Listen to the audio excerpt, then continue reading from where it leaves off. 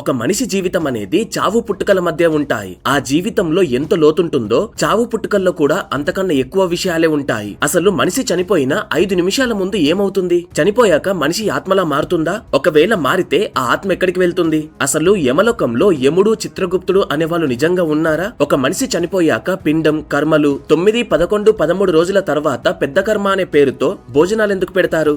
And దీని గురించి science ఏం చెప్తుంది? ఇలాంటి విషయాలన్నీ కూడా ఈ వీడియోలో చాలా క్లియర్ గా చెప్తాను. సో ఈ వీడియో చాలా ఇంట్రెస్టింగ్ గా ఉంటుంది. మిస్ అవ్వకుండా ఖచ్చితంగా ఎండ్ వరకు చూడండి. చావు పుట్టుకల గురించి మన గ్రంథాలైన గరుడ పురాణంలో, భగవద్గీతలో, కఠోపనిషత్తులో అండ్ భాగవత పురాణంలో చాలా చోట్ల వివరించబడింది. ఇందులో మనం ప్రధానంగా మాట్లాడుకోవాలి అంటే గరుడ పురాణం, భగవద్గీత మంచి ఆధారాలు. ఇందులో ముందుగా గరుడ పురాణంలోకి గనక వెళ్ళినట్లయితే గరుడ పురాణంలో మనిషి చనిపోయిన తర్వాత ఆత్మకి ఏమవుతుంది, ఆత్మ ఎక్కడికి వెళ్తుంది, కర్మ ఫలితాలు ఎలా ఉంటాయి అనేది వివరించబడింది. సింపుల్ గా అర్థం అవ్వాలి అంటే మరణం అనేది ఒక అంతం కాదు, అది లైఫ్ లో ఒక ఫేజ్ లాంటిది అంతే. పుట్టుక, జీవితం, మరణం, కర్మఫలం, పునర్జన్మ. ఇందులో మనం మాట్లాడుకున్న కర్మఫలం అనేది మరణం తర్వాత వస్తుంది. భగవద్గీతలో శ్రీకృష్ణుడు ఏం చెప్పారంటే ఆత్మకి అసలు మరణం లేదు అని. భగవద్గీతలో 2వ అధ్యాయమైన సంఖ్యయోగాలో 20వ శ్లోకంలో ఆత్మ గురించి శ్రీకృష్ణుడు చాలా స్పష్టంగా వివరించారు. దీనికి సంబంధించిన శ్లోకాన్ని ఇక్కడ స్క్రీన్ పైన చూపిస్తున్నాను చూడండి. అండ్ ఆ శ్లోకానికి అర్థం మాత్రం ఇప్పుడు చెప్తాను వినండి. ఆత్మ ఎప్పుడూ పుట్టదు, ఎప్పుడూ చనిపోదు. ఆత్మ ఒకసారి క్రియేట్ అయ్యి మళ్ళీ డిస్ట్రాయ్ అయ్యే ఒక ఆబ్జెక్ట్ కాదు. ఇక్కడ శ్రీకృష్ణుల వారు ఆత్మకి 4 ఇంపార్టెంట్ డిస్క్రిప్షన్స్ ఇచ్చారు. అజహ అంటే పుట్టుక లేనిది, అంటే ఆత్మకు పుట్టుక లేదు అని. సెకండ్ వన్ నిత్యః అంటే ఎప్పటికీ ఉండేది, అంటే ఆత్మ ఎప్పటికీ ఉంటుంది అని. థర్డ్ వన్ శాశ్వతః అంటే శాశ్వతంగా ఉండిపోతుంది అని. అండ్ ఫోర్త్ వన్ పురాణః అంటే చాలా పాతది, దానికి బిగినింగ్ అనేది లేదు అని. ఇక శ్లోకంలోని చివరికి వస్తే మీరు శరీరాన్ని చంపినా సరే ఆత్మను మాత్రం చంపలేరు అని శ్రీకృష్ణుడు స్పష్టంగా భగవద్గీతలో చెప్పారు.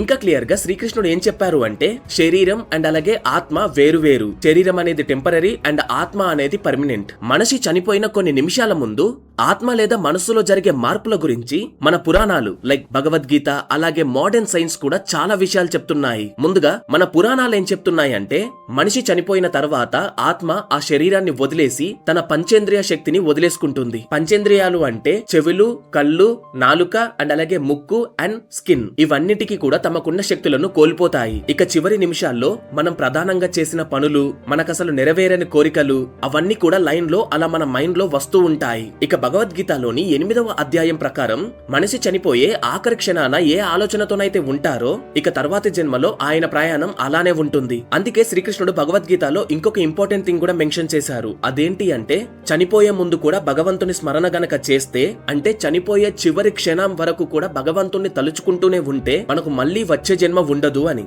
ఒకవేళ అలా గనక చేస్తే మనకు మోక్షం లభిస్తుంది, ఇంకొక జన్మంటూ ఉండదు. ఈ జన్మ సైకిల్ అనేది ఆగిపోతుంది అని ఆయన చెప్పారు. చనిపోయేటప్పుడు అంటే కేవలం చనిపోయేటప్పుడే కాదు, ఆ జీవితం అంతా కూడా అలా భగవంతుని స్మరణ చేస్తూనే ఉండాలి. ఇక శరీరంలో ఉన్న చక్రాల ద్వారా ప్రాణం అనేది వాయువులో కలిసి పైకి ప్రయాణిస్తూ ఉంటుంది. ఆత్మ శరీరాన్ని వదిలేసి వెళ్లిపోతుంది. ఇక మనం సైన్స్ విషయానికి గనక వస్తే ఆత్మని బ్రెయిన్ అని సంభాషిస్తారు.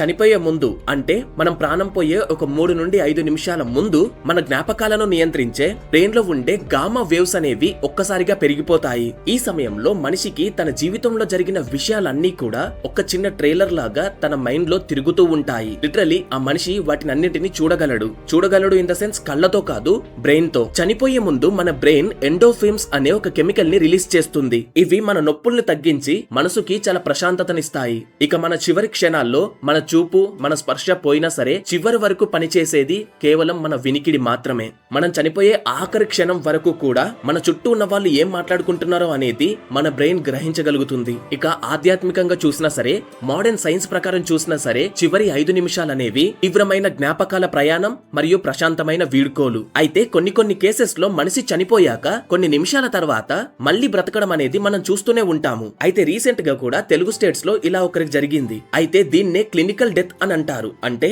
హార్ట్ బీట్ ఆగిపోయిన తర్వాత బ్రెయిన్ ఇంకా ఆగిపోక ముందు మళ్ళీ గనక హార్ట్ బీట్ వస్తే ఇన్ కేస్ సింపుల్ గా చెప్పాలి అంటే దీన్ని మనం సిపిఆర్ అని కూడా చెప్పొచ్చు. ఇలాంటి కేసెస్ అనేవి ప్రపంచవ్యాప్తంగా చాలా ఉన్నాయి. అందులో మనం కొన్ని కేసెస్ గురించి గనక మాట్లాడితే, జాక్ క్లెమెంట్స్ అనే ఒక వ్యక్తి 2015 లో జిమ్ క్లాస్ లో కార్డియాక్ అరెస్ట్ వల్ల కొలాప్స్ అయ్యాడు. హార్ట్ 20 మినిట్స్ వరకు స్టాప్ అయింది. కానీ డాక్టర్స్ బాగా ట్రై చేసి రివైవ్ చేశారు. సో బ్రెయిన్ డ్యామేజ్ ఏమీ లేకుండా మళ్ళీ నార్మల్ గా అయ్యాడు. ఇక 2006 లో అనితా మోర్జానీ అనే ఒక మహిళ తనకు వచ్చిన క్యాన్సర్ ద్వారా అన్ని ఆర్గాన్స్ ఫెయిల్ అయ్యి డాక్టర్స్ కూడా ఇంకా హోప్ లేదు అని చెప్పేసరికి ఆమె చనిపోయింది. కానీ ఆమె మళ్ళీ బ్రతికి ఆ చనిపోయిన కొద్ది క్షణాలు నేను మన యాన్సిస్టర్స్ ని అంటే మన పూర్వీకులను చూశాను అని చెప్పింది. ఆ తర్వాత అసలు ఏం జరిగిందో ఏమో తెలియదు గానీ నెక్స్ట్ 14 డేస్ లో ఆమెలో ఉన్న క్యాన్సర్ ట్యూమర్ అంతా తగ్గి ఆమె మళ్ళీ నార్మల్ మనిషి అయింది. అయితే ఆ తర్వాత ఆమె ఎక్స్పీరియన్సెస్ నుండి డైయింగ్ టు బి మీ అనే ఒక బుక్ కూడా రాసి పబ్లిష్ చేసింది. సో ఇదంతా జరిగిన తర్వాత ఆమె ఏం చెప్పిందంటే, ఆమె చనిపోయిన తర్వాత ఆమెకు అన్కండిషనల్ లవ్ అంటే ఏంటో అనేది అర్థమైందంట. ప్రతి ఒక్కరితో ఉన్న కనెక్షన్ ఏంటో తెలిసిందంట. అండ్ ఈవెన్ తన క్యాన్సర్ కూడా తన భయం నుండే వచ్చింది అని ఆమె రియలైజ్ అయింది. అండ్ అక్కడ ఫిజికల్ బౌండరీస్ అంటూ ఏమీ లేవు, ఒక గ్లోయింగ్ ఎనర్జీ ఉంది. తన తండ్రి చనిపోయారు అండ్ అలాగే తన ఫ్రెండ్ కూడా క్యాన్సర్ తో చనిపోయింది. వాళ్ళిద్దరిని కూడా ఆమె చూసిందంట. ఇది విన్న తర్వాత ఆమె చుట్టూ ఉన్న వాళ్ళంతా షాక్ అయ్యారు. ఈ రీసెర్చ్ లో ఇంకా డీప్ గా వెళ్తున్నప్పుడు నాకే మనసు కొంచెం డిస్టర్బ్ అయినట్టు అనిపించింది. ఎర్త్ మీద ఉండే కలర్స్ కంటే ఇంకా బ్రైట్ అండ్ క్లియర్ గా ఉన్న కలర్స్ ని చూశాను అని, అదే టైంలో హాస్పిటల్ బెడ్ మీద తన బాడీని కూడా చాలా క్లియర్ గా చూశాను అని చెప్పింది. ఒకసారి ఇమాజిన్ చేసుకోండి, ఆల్రెడీ చనిపోయి మళ్ళీ బ్రతికి వచ్చిన వాళ్ళు ఇలాంటివి చెప్తే మనకు ఎలా అనిపిస్తుందో. ఈవెన్ నా ఫ్రెండ్ పర్సనల్ ఎక్స్పీరియన్సెస్ ప్రకారం చనిపోయే ముందు వాళ్ళ తాతయ్య ఇక చివరి క్షణాల్లో వాళ్ళు పిలుస్తున్నారే వెళ్ళిపోతున్నాను అని అన్నారంట. అసలు ఇంతకీ వాళ్ళు అంటే ఎవరు? యముడా? సో మళ్ళీ మనం వీడియోలోకి వద్దాం. అలాగే అలెగ్జాండర్ అనే ఒక వ్యక్తి చనిపోయినప్పుడు కూడా ఆయన ఏం చెప్పాడంటే, నేను ఒక థిక్ గ్రీన్ వ్యాలీని చూశాను, అక్కడ అందరూ డాన్స్ వేస్తున్నారు, చాలా పీస్ఫుల్ గా అండ్ అలాగే చాలా జాయ్ తో ఆ ప్రపంచం అంతా నిండి ఉంది అని చెప్పారు. అది మాత్రమే కాదు, అక్కడ ఎలాంటి కమ్యూనికేషన్ లేదంట. అక్కడున్న వాళ్ళంతా కూడా జస్ట్ మైండ్ ద్వారానే కమ్యూనికేట్ చేసుకుంటున్నారంట. అంటే ఎలా అంటే just mind to mind information అనేది ట్రాన్స్ఫర్ అవ్వడం అన్నమాట. ఇలాంటి ఎక్స్పీరియన్సెస్ జరిగిన తర్వాత వాళ్ళు నిజ జీవితంలో వెల్త్ అండ్ అదర్ థింగ్స్ మీద ఫోకస్ చేయకుండా just unconditional love and life ని ఎలా ఎక్స్ప్లోర్ చేయాలి అనే దాని మీద ఫుల్ గా కాన్సన్ట్రేషన్ చేశారు. ఇలా చనిపోయి మళ్ళీ జన్మించడం దాని మీద మన హిందూ పురాణాల ప్రకారం ఈవెన్ మన పెద్దవాళ్ళు కూడా ఆయన ఆయుష్ ఇంకా తీరలేదు, అందుకే యమలోకం నుండి మళ్ళీ పంపించేశారు అని చెప్తారు. మనం పుట్టినప్పుడే మన లైఫ్ టైం ఎంత అనేది బ్రహ్మదేవుడు రాస్తారు. ఒక పేరు ఒక నక్షత్రం ఉన్న వ్యక్తులు ఒక్కసారి సీరియస్ గా ఉన్నప్పుడు యమదూతలు పొరపాటున అసలు వ్యక్తిని కాకుండా ఇంకొక వ్యక్తిని తీసుకెళ్తారంట.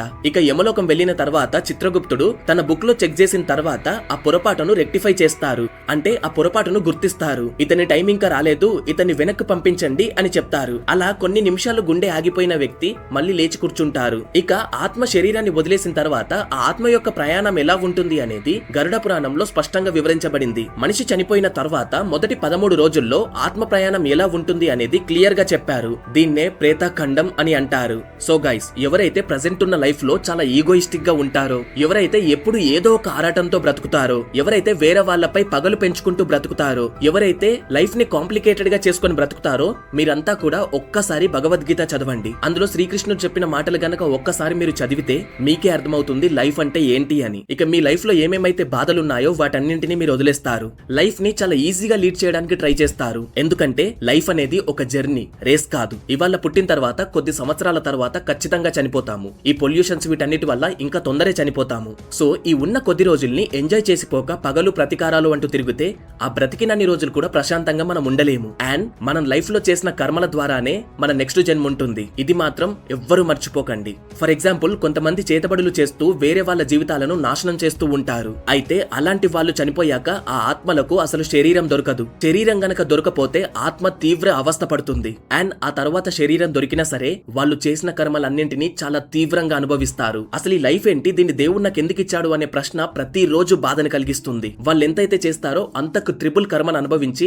లాస్ట్ కి కుక్క చావు చనిపోతారు. ఇది నేను చెప్తుంది కాదు, మన పురాణాల్లోనే ఉంది. కావాలంటే భగవద్గీత, భాగవతం అండ్ అలాగే గరుడ పురాణం వంటి గ్రంథాలు చదవండి. సో గైస్, మరణించాక పుట్టడం మీద మీ ఒపీనియన్ ఏంటి? అసలు ఆత్మ ప్రయాణం గురించి కూడా మీ ఒపీనియన్ ఏంటి? మీరు సైన్స్ నమ్ముతారా లేదా మన పురాణాలను నమ్ముతారా? సో మీకేమనిపిస్తుందో, ఈ వీడియో మీకు ఎంత ఇంట్రెస్టింగ్ గా అనిపించిందో కింద కామెంట్ చేయండి. ఎవరైతే బెస్ట్ కామెంట్ చేస్తారో వాళ్ళ కామెంట్ ఖచ్చితంగా పిన్ చేస్తాము. అండ్ నెక్స్ట్ ఫ్యూ డేస్ లో మనం ఒక అద్భుతమైన సిరీస్ తో రాబోతున్నాము.